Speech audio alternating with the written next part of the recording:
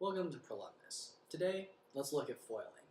FOIL is a memory trick used by many teachers to help students solve expressions like this. It stands for first, outside, inside, and last.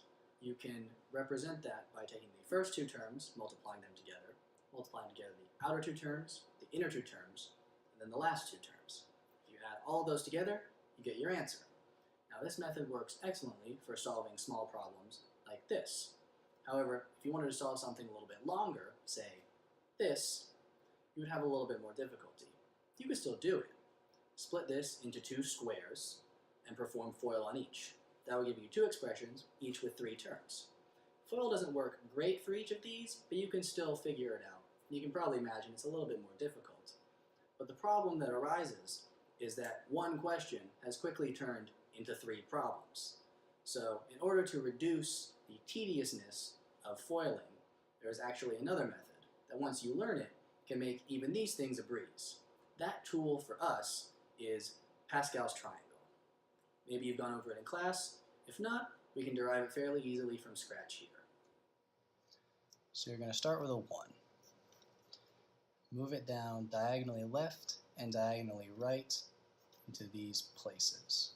Imagine adding 1 to this spot and adding 1 to this spot. Do that again for the second row. Move this one down diagonally left to here, this one down diagonally right to here.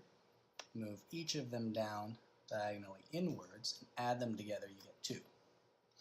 The same thing for here, down 1, add these two to get 3, add these two to get 3, and then a 1. You can keep going like that. Theoretically, you can keep going on like this forever. To see the relevance of these, let's have a look. X plus 1 squared. So if you were to do this out, you would get x squared plus 2x plus 1. Okay, so let's go ahead and multiply that by another x plus 1, make it a cube. What would that be? Multiply that, you can do x cubed plus 3x squared plus 3x plus 1. You may be starting to see a pattern here, but let's give it one more try. We can go x plus 1 to the 4th. That would be equal to x to the 4th plus 4x cubed plus 6x squared plus 4x plus 1. You can see that the coefficients of these expressions actually come from these rows of Pascal's triangle. So here you see 1, 2, 1, and the coefficients of these terms in order is 1, 2, 1. 1, 3, 3, 1, 1, 3, 3, 1. 1, 4, 6, 4, 1, 1, 4, 6, 4, 1. So you're missing a little bit of the story if you just show it like this. So we'll try x plus 3 squared. So what's that going to be equal to? That's x squared plus 6x plus 9. So we know that each of these is multiplied by 1, 2, 1 because it's a square, and if you square, you get this pattern. To see the difference of what happens when you get a 1 versus a 3, we divide each of these terms by these coefficients. So you divide that one by 1, divide that one by 2, divide by 1. So you're just dividing by this row. You get after that, you get x squared plus 3x plus 9. Now you can actually break this up to look more like this. X times x plus 3 times x plus 3 times 3. So you get 3 different terms, each with 2 variables multiplied by each other. Okay, so this one you've got 2 x's, this one you've got 2 3's, and this one you've got a mix of each 1 3 and 1 x. And those are exactly our terms up here. So you can generalize this to say that your first term is going to get 2 x's, your second term is going to get 1x, and 1 3. And your third term is going to get 2 3's. Let's try that again. We can go up to a cube. What's this going to be? We have x cubed plus, and that would be 9x squared plus 27x plus 27. Once again, you need to divide these by your cubed coefficients. So divide by 1, divide by 3, divide by 3, divide by 1. The result will be x cubed plus 3x squared plus 9x plus 27. And you can do the same kind of decomposition that you did here with this. X times x times x plus 3 times x times x plus 3 times 3 times x plus 3 times 3 times 3. That's the same sort of decomposition. You can see that now all you've done is increased the number of permutations. So here you have x times x times x, so all x's. You've got 1 3 and 2 x's, 2 3's and 1 x, and then 3 3's.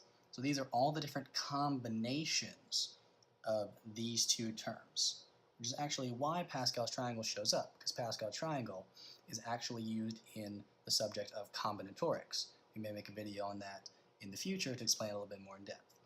But you can essentially understand that these combinations will actually be what you multiply by the rows here in order to get your final results. So we're going to be finding what this expression is equal to. First step you're going to take, you're going to start out with your little Pascal's triangle over here. You're going to go down until you reach the 4th row. 4 because of that number here. I know that that looks like the 5th row. That's because we call this one at the top the 0th row, because it's sort of the origin of Pascal's triangle. So you call that 0, 1, 2, 3, 4. So this is the one that you're going to be using. So you're going to have 1 times something plus 4 times something, 6 times something, 4 times something, and 1 times something. Now in order to find out what these somethings are, you're going to look at the combinations of these inner terms that have 4 of them. So you're going to have x times x times x times x, so 4 x's, 1 5 and 3 x's, 2 5's and 2 x's, 3 5's and 1 x, and finally 4 5's, all multiplied together. This right here is just x to the 4th. This is 5x cubed. This is 25x squared, 125x, and 625. You then plug in these terms up into these blanks for your final solution. So you're going to get x to the 4th times 1, so just x to the 4th, 5x cubed times 4 is 20x cubed. 25x squared by 6 is 150x squared. 125x by 4, 500x, and finally 625 by 1. That there is your final solution.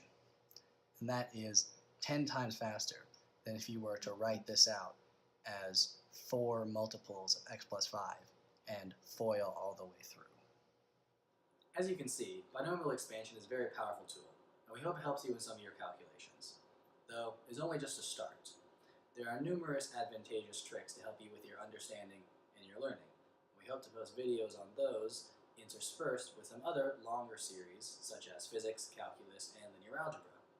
We also want to make a dedicated video to Pascal's triangle because it's not only one of my favorite mathematical objects, but it has hundreds of interesting tricks and tips and relationships hidden within it.